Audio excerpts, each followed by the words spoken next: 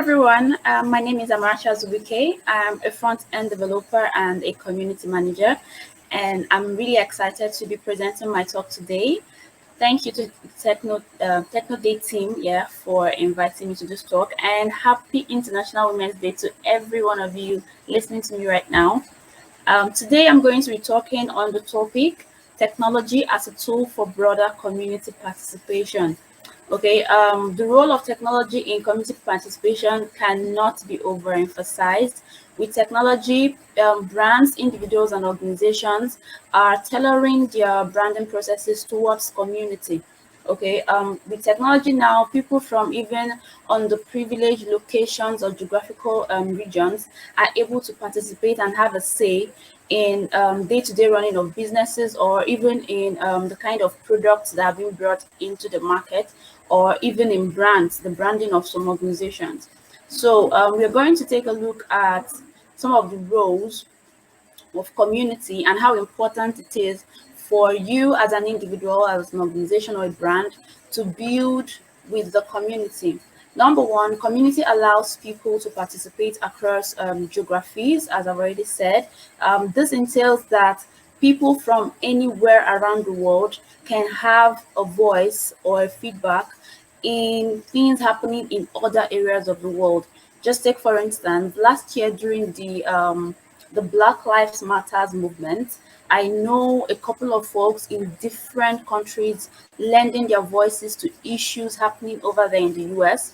And the same thing applied in the End Stars protest of Nigeria, where people from different corners of the world were able to lend their voice to issues bordering in Nigeria and helped in driving changes in policies and in government policies as well. So this is one of the things that technology has done in community. Prior to this time, it was a lot difficult to achieve that.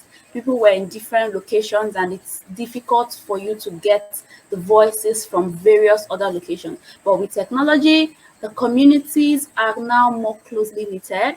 The tech communities, the health communities, the writers communities, they are all closely knitted from different areas of the world. Secondly, community allows people to champion ideas and share them with their networks and advocate for change as well. With community these days, people can be able to share an idea. It happened in a startup in Nigeria here called PiggyVest. PiggyVest came about as an idea. Someone just threw it there on Twitter, and someone else says, okay, I think this could work. And then right there on Twitter, they had co-founders that have worked on this project that is currently sweeping the fintech market in Nigeria. This is the power of community. With community, you can share an idea, you can share one idea, and then you get people, okay, coming together to champion that idea. Okay, with community, people can actually anchor movements just through one single tweet or through one single post. Technology has also enabled the community engagement. It's not just enough to have a community. You can have a community around your product, but it's not just enough to have them. You have to think of ways to engage these people, to engage the community, make them feel that they are part of the process or part of what you're building. So in the next few slides, I'm going to be talking about some of the ways you can engage communities. Remember, communities exist. They're already there. Okay, it's just for you to leverage on the platforms you have to engage these people. So let's take a look at some of the ways by which you can engage your community. So I term them community engagement methods. Okay, now the first thing you have to think about is, how do you inform these people? Okay, community is based on information. How do you ensure that you get to collaborate and involve and empower your community? How do you want to get out your information out there, so in such a way that it resonates with the people you're communicating with? Okay, this is the number one thing you should be thinking about in community. You need to keep your community informed. If you are building a community around your product, you need to inform your product about, inform your community about attritions, inform them about changes in policies, inform them about changes in your structure and anything. you have to keep your community informed at every step of the way. A startup I've been monitoring recently that has done a very great job at building with the community is the Hashnote platform, which is a startup, a blogging platform. I have been studying their model over time and seeing how building with the community has really helped them. Before they are able to do anything, they ensure that the community are aware of the changes they are bringing to the platform. So this is one of the ways you have to engage your community through information, make sure they are always informed. Then secondly, your message. Okay, it's not just enough to inform your community. You have to draft your message in such a way that it gets through to them. Okay, we have a lot of things vying for people's attention. We have so many platforms, so many content. I know there are billions of content going out there every day through text, through visuals, through audio, YouTube videos, every other thing. So how do you get your message out there in such a way that your community will actually not eventually miss it in the stream and ocean of content on social media and on other platforms? So one of the ways you can do this is to determine your audience.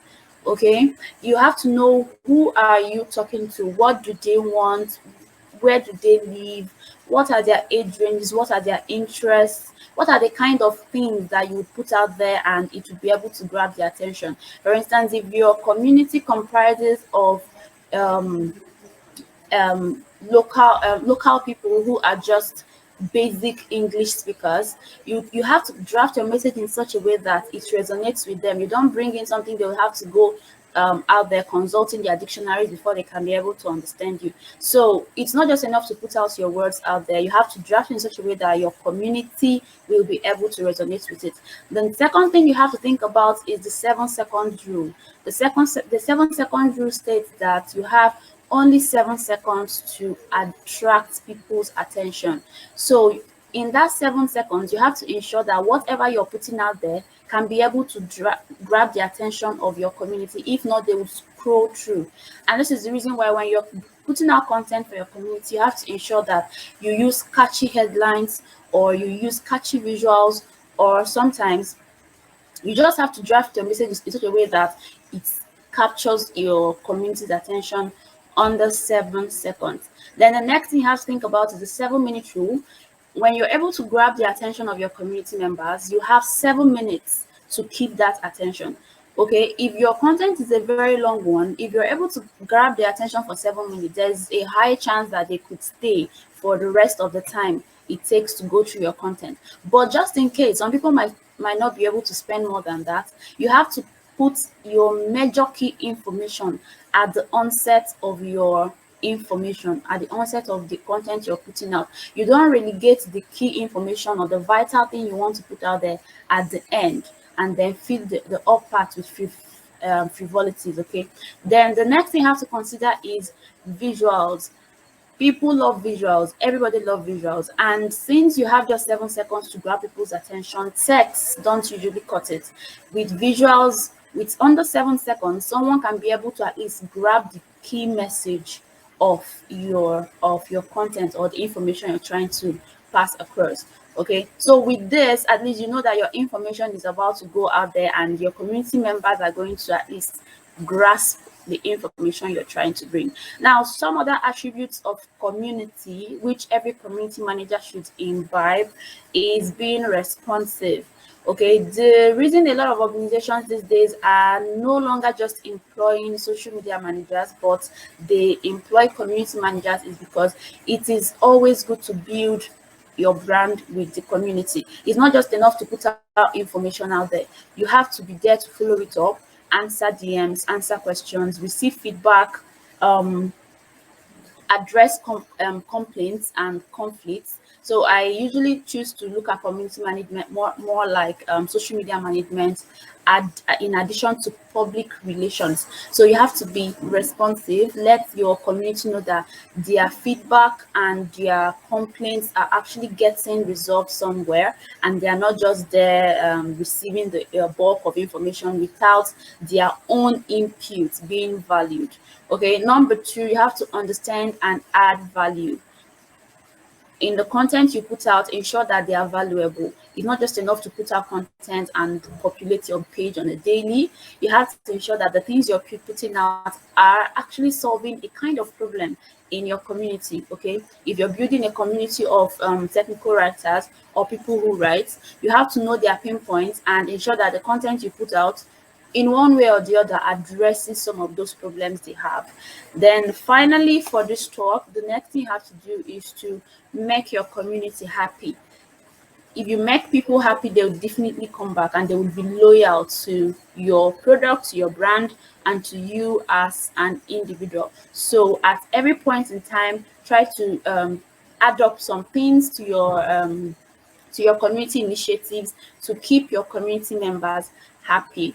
And before I go, I have one more tip, which is that you have to thank your community. Community is an advantage. Okay, if you're building with the community, you have an advantage that someone who is just putting out things there does not have. So you have to understand that community is an advantage, and for people to actually be loyal to you or to your brand is an advantage as well. So at every point in time, you have to show that appreciation, because people love to be appreciated. Appreciate your community members and give them that sense that they are being appreciated for being there and being loyal fans or loyal customers or loyal anything loyal to your brand.